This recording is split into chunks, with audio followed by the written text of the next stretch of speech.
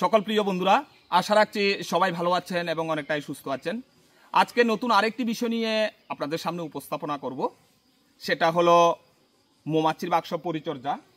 Actually আমরা যারা মৌমাছি প্রতিপালন করি, আমাদের উচিত অন্তত সপ্তাহে একবার হলেও মৌমাছির বাক্স পরিচর্যা করা। অ্যাকচুয়ালি এখানে আমি যেই প্রজাতির মৌমাছিগুলি প্রতিপালন করছি, এই মৌমাছিগুলি হলো এপিস সেরানা প্রজাতি। এই প্রজাতির মৌমাছিগুলিকে আমরা দেশীয় মৌমাছিও বলে থাকি।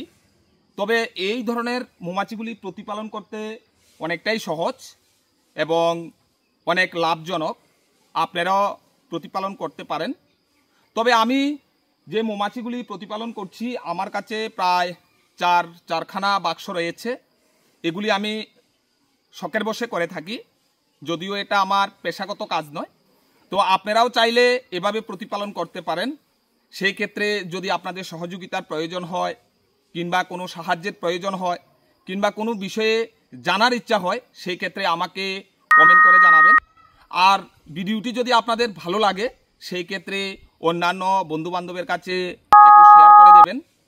সেই ক্ষেত্রে অনেক বন্ধুবান্ধবের আমার এই ভিডিওটা উপকারে আসতে পারে।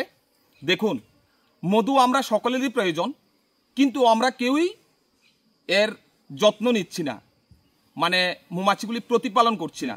আমাদের ধর্মীয় অনুষ্ঠানে, পূজা পার্বণ, কিংবা ছোট বাচ্চাদের, কিংবা কাশি হলে, জ্বর হলে, সর্দি হলে আমরা মধু সেবন করে থাকি। তাছাড়াও নর্মালি আমরা শীতকালেও মধু সেবন করি।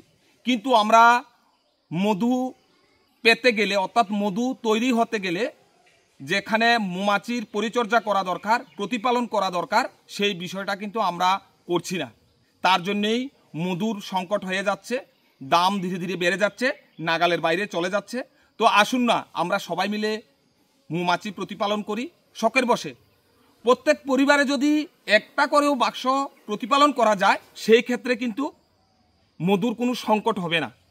আপনার পরিবারটির মধ্যে সামাজিক কাজ থেকে শুরু করে আচার, আয়, অনুষ্ঠান এবং বাচ্চাদের কিংবা বড়দের সর্দি, কাশি, জ্বর হলে পরে, কিংবা শীতের সিজনে ইচ্ছা মতন মধু পান করতে পারবেন, অর্থাৎ মধু খেতে পারবেন। কোনো প্রকার সংকট হবে না।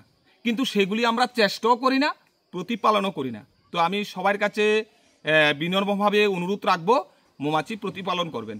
আর এছাড়াও বিভিন্ন ভিডিওতে আপনারা দেখেছেন, আমি বেশ কয়েকজনের বাড়িতে গিয়েও মৌমাছির বাক্সগুলি পরিচর্যা করে দিয়ে এসেছি। অ্যাকচুয়ালি ওইসব দাদা ভাইয়েরা কিন্তু শখের বশে এগুলি প্রতিপালন করে থাকেন। আচ্ছা, যা হোক বন্ধুরা, দেখুন আমি কিভাবে প্রতিপালন করছি। হ্যাঁ বন্ধুরা, দেখুন আমি কোনো প্রকার সেফটি ছাড়াই মৌমাছিটাকে বের করে এনেছি, একটা প্রেম নিয়ে এসেছি। দেখুন, আপনারা ভালোভাবে লক্ষ্য করুন।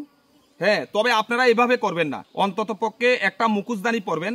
কেননা মৌমাছিগুলি আমাকে চেনে, সেই ক্ষেত্রে আমাকে কোনো ক্ষতি করছে না। দেখুন না আমি কিভাবে আমার মুখের কাছে নিয়ে যাচ্ছি। হ্যাঁ, আপনারাও চাইলে এভাবে প্রতিপালন করতে পারেন। আজ এ পর্যন্ত। সবাই ভালো থাকবেন, সুস্থ থাকবেন, সেই শুভকামনা রইল। দেখা হবে পরবর্তী কোনো ভিডিওতে। সবাইকে ধন্যবাদ।